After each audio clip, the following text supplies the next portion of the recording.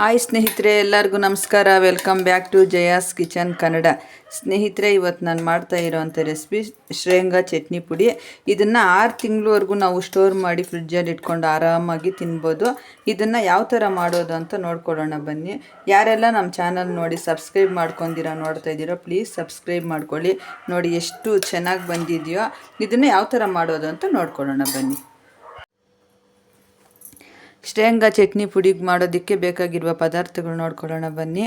ಸ್ವಲ್ಪ ಒಂದು 3/4 ಬೌಲಷ್ಟು ಕಡಲೆಬೀಜ ತಗೊಂಡಿದ್ದೀನಿ, ಹಸಿ ಕಡಲೆಬೀಜ. ಸ್ವಲ್ಪ ಒಂದು ಅರ್ಧ ಬೌಲಷ್ಟು ಕೊಬ್ಬರಿ ತುರಿ ತಗೊಂಡಿದ್ದೀನಿ.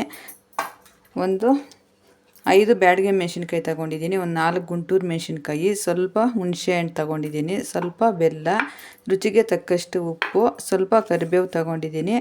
ಒಂದು ಬೆಳ್ಳುಳ್ಳಿನ ಬಿಡಿಸಿ ಈ ಥರ ಇಟ್ಕೊಂಡಿದ್ದೀನಿ. ಸ್ವಲ್ಪ ಇಂಗು. ಇದನ್ನೆಲ್ಲ ಸೇರಿಸಿ ಯಾವ ಥರ ಮಾಡೋದು ಅಂತ ನೋಡ್ಕೊಳ್ಳೋಣ ಬನ್ನಿ. ನೋಡಿ, ಕಡಲೆಬೀಜ ಹುರ್ಕೊಳ್ಳೋದಕ್ಕೆ ಒಂದು ಫ್ಯಾನ್ ಇಟ್ಕೊಂಡಿದ್ದೀನಿ. ಇವಾಗ ಸ್ಟವ್ ಅಂಟಿಸ್ತಾ ಇದ್ದೀನಿ. ಕಡಲೆಬೀಜನ ಇವಾಗ ಕೆಂಪಿಗೆ ಹುರ್ಕೊಬೇಕು.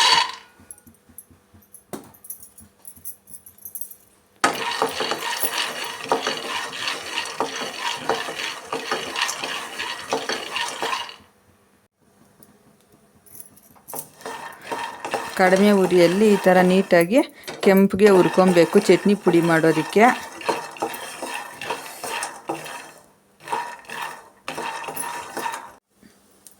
ನೋಡಿ, ಈ ಥರ ಕೆಂಪು ಹುರ್ಕೊಬೇಕು. ಇವಾಗ ಒಂದು ಪ್ಲೇಟ್ ಟ್ರಾನ್ಸ್ಫರ್ ಮಾಡ್ಕೊಳ್ಳೋಣ. ನೋಡಿ, ಈ ಥರ ಕೆಂಪಿಗೆ ಹುರ್ಕೊಬೇಕು.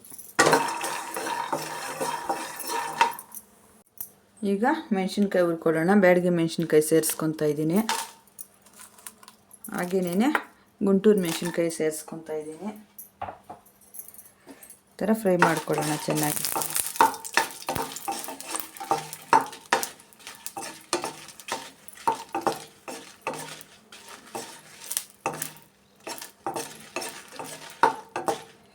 ಈ ಥರ ಕಡಿಮೆ ಉರಿಯಲ್ಲಿ ನಿಧಾನಕ್ಕೆ ಫ್ರೈ ಮಾಡ್ಕೊಬೇಕು.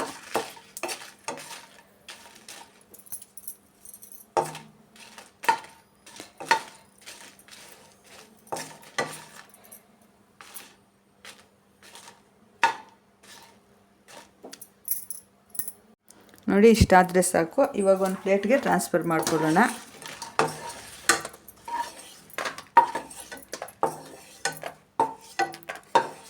ಈಗ ಕರಿಬೇವಿನ ಸೊಪ್ಪು ಸೇರಿಸ್ಕೊಳ್ಳೋಣ.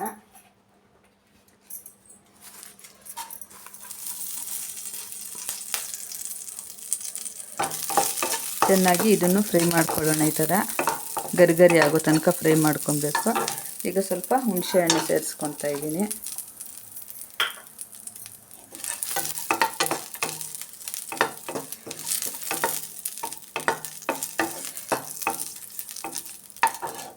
ಈಗ ಬೆಳ್ಳುಳ್ಳಿ,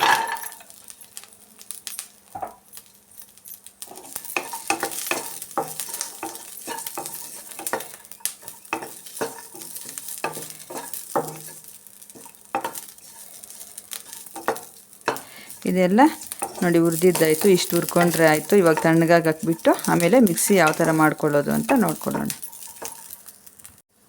ಒಣಕೊಬ್ಬರಿ ಹೇಳೋದು ಮರ್ತೋದೆ. ಒಣಕೊಬ್ಬರಿನ ಈ ಟೈಮಲ್ಲಿ ಸೇರಿಸ್ಕೊಳ್ಳೋಣ. ಮೀಡಿಯಮ್ ಫ್ಲೇಮಲ್ಲಿ ಸ್ವಲ್ಪ ಹುರ್ಕೊಳ್ಳೋಣ ಒಣಕೊಬ್ಬರಿನ.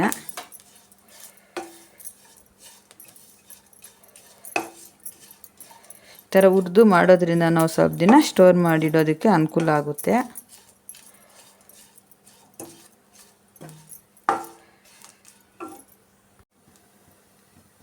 ನೋಡಿ, ಇಷ್ಟು ಹುರ್ಕೊಂಡ್ರೆ ಆಯಿತು. ಇವಾಗ ತಣ್ಣಗಾಗಿ ಹಾಕ್ಬಿಟ್ಟು ಮಿಕ್ಸಿ ಮಾಡ್ಕೊಳ್ಳೋಣ ಆಮೇಲೆ. ನೋಡಿ, ಈಗ ಚಟ್ನಿ ಪುಡಿ ಮಾಡೋದಕ್ಕೆ ಇವಾಗೆಲ್ಲ ತಣ್ಣಗಾಗಿದೆ. ಮೊದಲಿಗೆ ನಾವು ಈ ಥರ ನುಣ್ಣಗೆ ಪುಡಿ ಮಾಡ್ಕೊಂಬಿಡೋಣ ಮೆಣಸಿನ್ಕಾಯಿನ. ನೋಡಿ, ಈ ಥರ ಪುಡಿ ಮಾಡ್ಕೊಂಬಂದಿದ್ದೀನಿ. ಇವಾಗ ಒಂದೊಂದೇ ಎಲ್ಲ ಏನೇನು ಬೇಕೋ ಎಲ್ಲ ಸೇರಿಸ್ಕೊಳ್ಳೋಣ.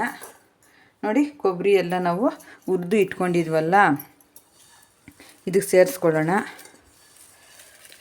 ಕೊಬ್ಬರಿ, ಕರಿಬೇವಿನ ಸೊಪ್ಪು, ಬೆಳ್ಳುಳ್ಳಿ, ಹುಣಸೆ ಹಣ್ಣು ಎಲ್ಲ ನಾವು ಫ್ರೈ ಮಾಡಿ ಇಟ್ಕೊಂಡಿದ್ವಿ. ತಣ್ಣಗಾಗಿದೆ. ಅದನ್ನು ಇವಾಗ ಸೇರಿಸ್ಕೊಳ್ಳೋಣ. ಇವಾಗ ಕಡಲೆ ಬೀಜನ ಹುರಿದು ಇಟ್ಕೊಂಡಿದ್ವಿ ನೋಡಿ, ಈ ಥರ ಗರಿ ಗರಿ ಆಗಿದೆ. ಇದನ್ನು ಸೇರಿಸ್ಕೊಳ್ಳೋಣ. ಈಗ ನೋಡಿ ರುಚಿಗೆ ತಕ್ಕಷ್ಟು ಉಪ್ಪು, ಈಗ ಸ್ವಲ್ಪ ಬೆಲ್ಲ ಸೇರಿಸ್ಕೊಳ್ಳೋಣ. ಬೆಲ್ಲ ಸೇರಿಸ್ಕೊಳ್ಳೋದ್ರಿಂದ ರುಚಿ ತುಂಬ ಚೆನ್ನಾಗಿರುತ್ತೆ. ಸ್ವಲ್ಪ ಇಂಗು ಸೇರಿಸ್ಕೊಳ್ಳೋಣ. ಬೆಳ್ಳುಳ್ಳಿ ಎಲ್ಲ ಫ್ರೈ ಮಾಡಿ ನಾನು ಸೇರಿಸ್ಕೊಂಡಿದ್ದೀನಿ. ಇವಾಗ ಇದನ್ನೆಲ್ಲ ಸ್ವಲ್ಪ ನಿಲ್ಲಿಸಿ ನಾವು ಪುಡಿ ಮಾಡ್ಕೊಬೇಕು. ಯಾವ ಥರ ಅಂತ ತೋರಿಸ್ತೀನಿ ನೋಡಿ. ಈ ಥರ ನಾವು ಮಿಕ್ಸಿನ ಆನ್ ಮಾಡಿ ಆಫ್ ಮಾಡಿ ಈ ಥರ ನಾವು ರುಬ್ಕೊಬೇಕು. ಚಟ್ನಿ ಥರನೇ ಒಂದೇ ಸತಿ ಹಾಕ್ಬಿಟ್ರೆ ಒಂಥರ ಟೇಸ್ಟ್ ಚೆನ್ನಾಗಿರಲ್ಲ. ಆಫ್ ಮಾಡಿ ರನ್ ಮಾಡಬೇಕು. ಆ ಥರ ಪುಡಿ ಮಾಡ್ಕೊಬೇಕು. ನೋಡಿ ನಾನು ಆಫ್ ಮಾಡಿ ಹಾಕ್ಕೊಂಬಂದಿದ್ದೀನಿ. ಇನ್ನು ಸ್ವಲ್ಪ ಹಾಕ್ಕೊಂಬರ್ಬೇಕು. ಇನ್ನು ಸ್ವಲ್ಪ ಪುಡಿ ಆಗಬೇಕು. ಪುಡಿ ಮಾಡ್ಕೊಂಬಂದು ತೋರಿಸ್ತೀನಿ ನೋಡಿ. ಈ ಥರ ಮಿಕ್ಸಿ ಮಾಡ್ಕೊಂಬರ್ಬೇಕು. ಆಫ್ ಮಾಡಿ ಆನ್ ಮಾಡಿ ಮಾಡಿಕೊಂಡು ನೋಡಿ, ಈ ಥರ ತರಿಯಾಗಿ ಇರಬೇಕು. ಜಾಸ್ತಿ ನುಣ್ಣಗಾಗ್ಬಿಟ್ರು ಕೂಡ ಚೆನ್ನಾಗಿರಲ್ಲ. ಇದು ಚಪಾತಿ, ರೊಟ್ಟಿ, ದೋಸೆಗೆಲ್ಲನೂ ತುಂಬ ಸೂಪರಾಗಿರುತ್ತೆ. ನೀವು ನಿಮ್ಮ ಮನೆಯಲ್ಲಿ ಒಂದು ಸತಿ ಟ್ರೈ ಮಾಡಿ ಯಾವ ಥರ ಬಂತು ಅಂತ ಕಮೆಂಟ್ ಮಾಡಿ. ಸೂಪರಾಗಿ ಶೇಂಗಾ ಚಟ್ನಿ ಪುಡಿ ರೆಡಿ ಆಯಿತು ನೋಡಿ. ಎಷ್ಟು ಘಮ ಅಂತ ಎಷ್ಟು ಸೂಪರಾಗಿದೆಯೋ.